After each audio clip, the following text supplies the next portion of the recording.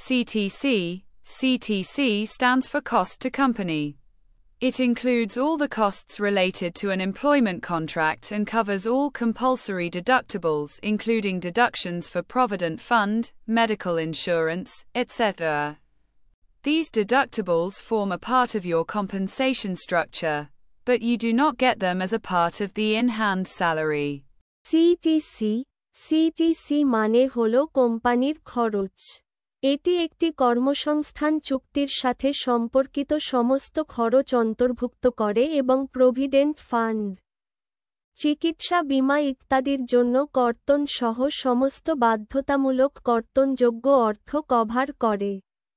এই কর্তনযোগ্য অর্থ আপনার ক্ষতিপূরণ কাঠামোর একটি অংশ, কিন্তু আপনি এগুলি হাতে থাকা বেতনের অংশ হিসাবে পান না।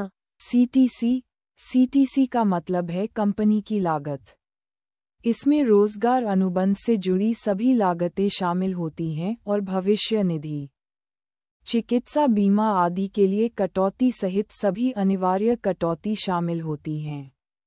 ये कटौती आपकी मुआवजा संरचना का एक हिस्सा होती है, लेकिन आपको ये हाथ में आने वाले वेतन के हिस्से के रूप में नहीं मिलती हैं। सीटीसी का मतलब है कंपनी से लागत।